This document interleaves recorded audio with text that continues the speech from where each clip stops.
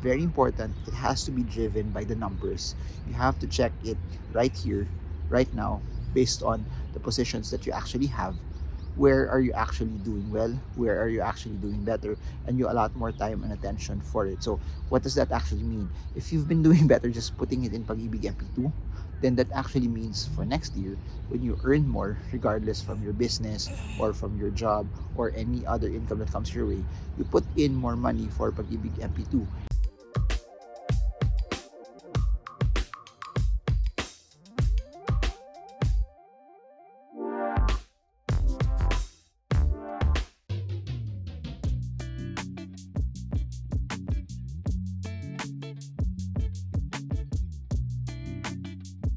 Hey guys, we're about to end 2022, and one of the things that I do as the year ends is I try to assess my portfolio from the cash positions that I have, from assets that are fixed, that are relatively safe, and also to assets that are variable, similar to stocks and the cryptocurrency market.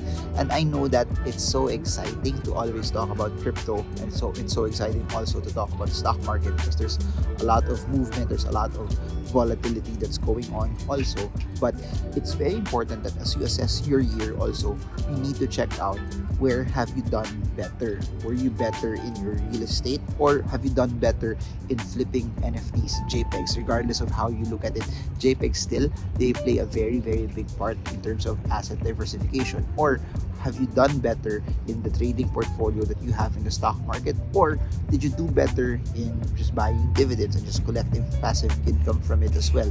Or in turn also, given that the cryptocurrency market is massively down, did you build the conviction that's necessary while it's down? Have you been buying the dip? Have you chickened out and also gone out of the market altogether?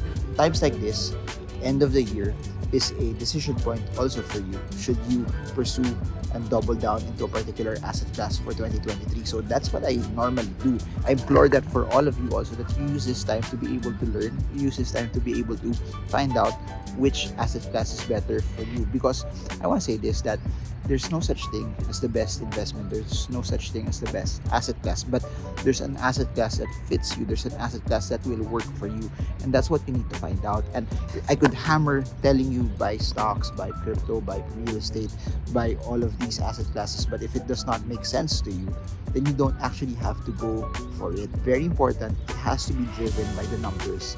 You have to check it right here, right now, based on the positions that you actually have.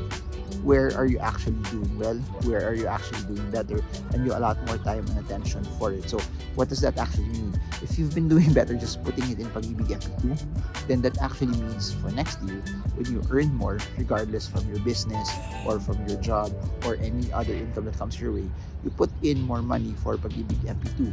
And then if you notice it that you're not doing so well in cryptocurrencies, you tend to somehow sell, then you might have to lessen also your positions towards it. It doesn't mean that you take out everything right now, but it also means that when you start to earn more, you lessen the amount that you put in there. So people always look at it this way, that if they're not doing well for a particular asset class, they get out of it completely. That's why I've been a firm believer of diversification, because if you know how to diversify your assets properly, then you will have a relatively better time in order for you to be able to position on an asset that does well for you.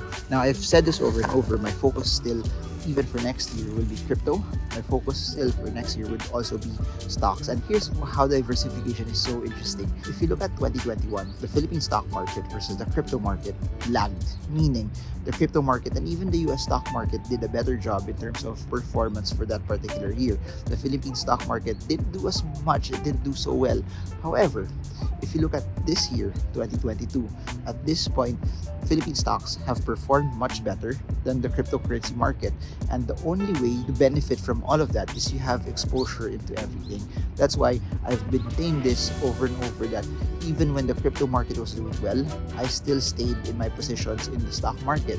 And even when the Philippine market is doing well right now, I'm still positioning also in the cryptocurrency market. And that's what makes it very interesting, because right now the cryptocurrency market is low and the Philippine stock market is doing better.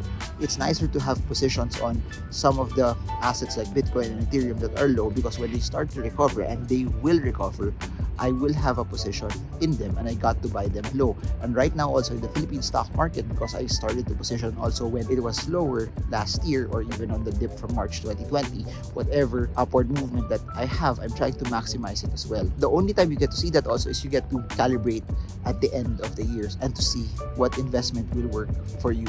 So there's a lot that we've talked about, from just maintaining it in cash in digital banks that will give you a higher rate of return, or going to the Pag-ibig MP2 route, which is safe, which is secure, which is tax-free, which is higher than all of those traditional bank accounts. But right now, by the time I'm recording this, it's lower than inflation. But I think it gives you a good element if you want to lock in your money as well. Then you have an option for bonds also.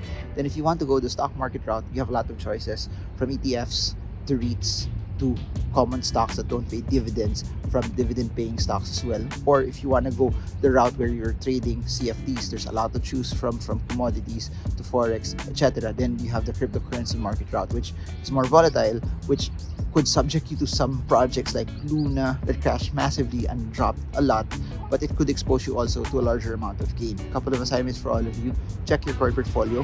Which do you need to trim? Second is check out your cash flow.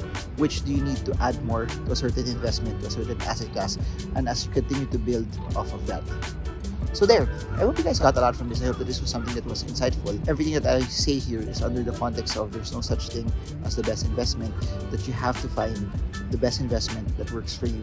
You have to find an investment that, as you spend a lot of time learning and studying and tweaking it. And I want to say this also, that I'm gonna turn 40 next year. My approach to investing when I was starting out versus my approach to investing right now is totally different. My style, my narrative, my technique has also grown through the years, and that's why it's so important for you to tweak and sell certain investments based on your plan, based on your strategy, because it also changes depending on age. It also changes depending on how old you are. It also changes depending on certain things that change in terms of asset classes, the macroeconomy, how you want to diversify your money as well. If you guys have any questions, put them down below. I'll do my best to be able to answer you. But I want to hear your thoughts also. How are you diversifying? What have you been doing? And how are you assessing it as well? I forgot to mention this, that real estate is a very interesting component right now, because as the economy starts to reopen, you will see more people going back to their offices. As they go back to their offices also, they may start renting back again. And as they start renting back again, it places larger appreciation, or at least it places a larger demand also on condos, on properties that are closer to the center once again.